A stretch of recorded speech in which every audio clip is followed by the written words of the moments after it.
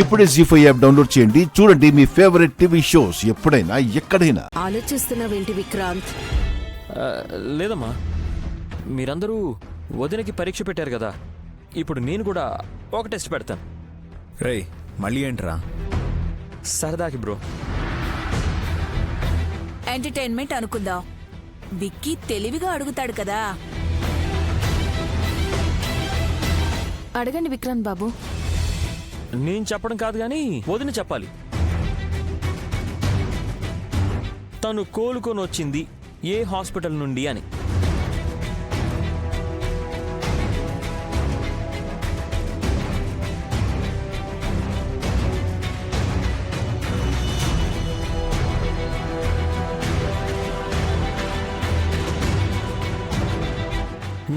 పెద్ద మరదలు ఆన్సర్ ఇవ్వాలి. చెప్పు చెల్లి. డాక్టర్ గారు ఏ హాస్పిటల్కి షిఫ్ట్ చేశారో నాకు చెప్పకుండానే హార్ట్అటాక్తో పోయారు. మీకు గుర్తుకొస్తే అదే నా సమాధానం. గుర్తుకు రాలేదంటే ఏ హాస్పిటల్ పేరు చెప్పినా నేను ఇరకాటంలో పడిపోతాను. చెప్పాలి నైని. మా అక్కని గుర్తుకు చేసుకునివ్వండి, ట్రై చేస్తుంది కదా. విక్రాంత్ బాబు, మీ పొరపాటుని తెలివిగా నా మీదకి నెట్టేశారు. కోమాలో ఉన్న నా శరీరం ఎక్కడుందో తెలుసుకోవాలని మిమ్మల్ని అడిగితే నన్నిలా ఇరికిస్తారా? నైని చెప్పలేవా? ఆ, ఆ, గుర్తు రావడం లేదు పిన్ని.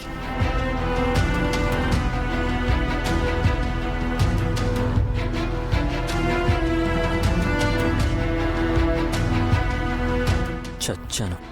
ఇప్పుడు నేనేం చెప్పాలి? పాపం నైనికి కొన్ని గుర్తులేవు కదా, ఎక్కువ ఆలోచిస్తే తలనొప్పి వచ్చేలా ఉంది. పర్వాలేదులే నైని, నువ్వు వదిలేసాయి.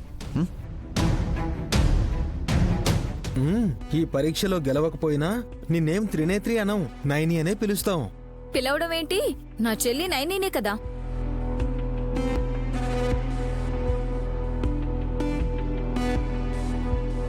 బులిబాబు గారు, మీరు షిఫ్ట్ చేసిన హాస్పిటల్ నుండి రిపోర్ట్స్ తీసుకొస్తారా? లేకపోతే ఆ హాస్పిటల్కి మా అక్కని బావగారు తీసుకెళ్లి అక్కడున్న డాక్టర్ని సంప్రదించమంటారా? ఎలాగైనా ఓకే. నాకు గుర్తు రాలేదు కానీ ఏ హాస్పిటల్లో దాని పేరు చెప్పండి విక్రాంత్ బాబు. అదా వదినా, లిల్లీస్ హాస్పిటల్.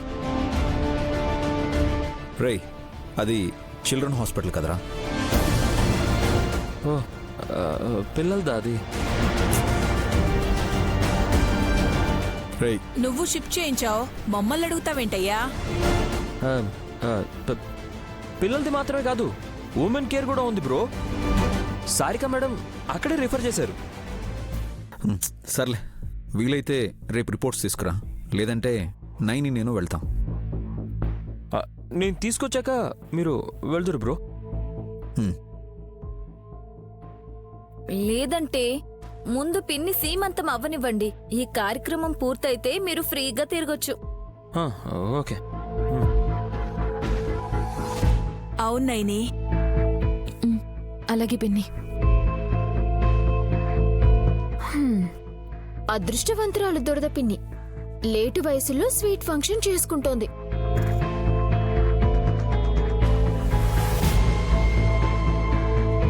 మావయ్య వచ్చాక అరేంజ్మెంట్స్ గురించి డిస్కస్ చేద్దాం. అలాగే బ్రో. లిల్లీస్ హాస్పిటల్ అని గుర్తుకొచ్చిన పేరు చెప్పారనుకుంటా విక్రాంత్ బాబు. చూద్దాం ఎన్ని రోజులు తప్పించుకుంటారో.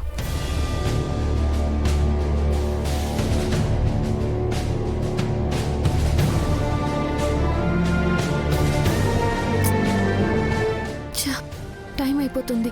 3 గంటలు పూర్తయితే ఈ విషయం మర్చిపోతాను. రాసుకుందామంటే పెన్ దొరకడం లేదేంటి?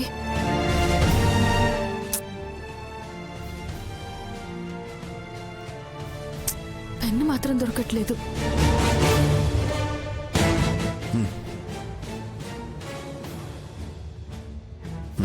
బాబుగారు,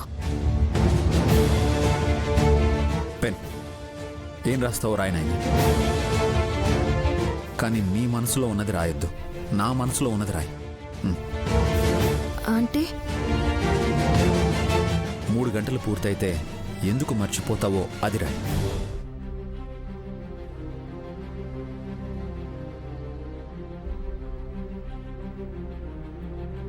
అవునాయని, ఎందుకంటే ఇంట్లో సరుకులు తీసుకురావడం, డ్రైవర్కి వాచ్మెన్కి జీతాలు ఇవ్వడం, ఇవన్నీ నువ్వు మర్చిపోయినా నేను మర్చిపోను.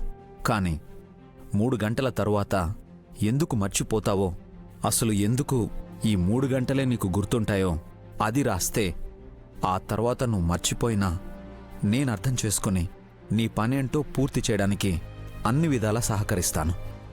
రాయి నాయని, పెన్ తీసుకో.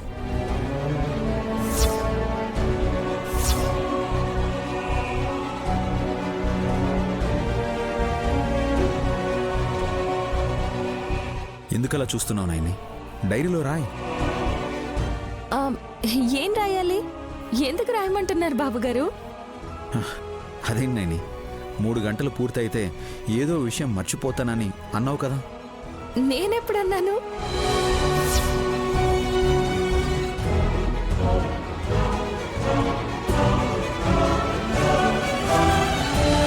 మీరు పెన్నిస్తూ రాయమంటే ఏం రాయాలో తెలియట్లేదు.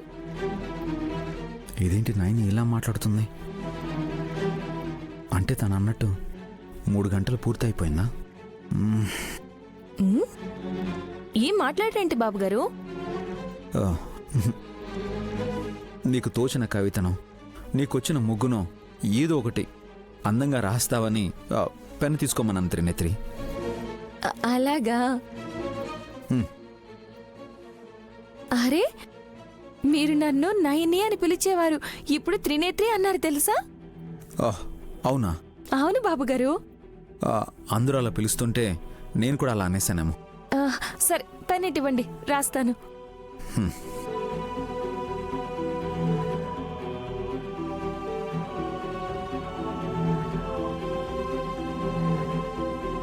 రాయను అంది, మళ్ళీ ఇప్పుడు రాస్తాను అంటుందేంటి?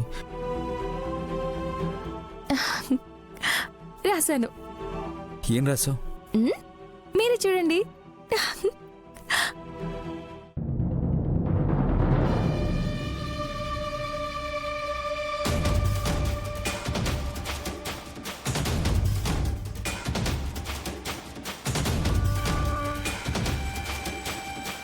ఏంటిది?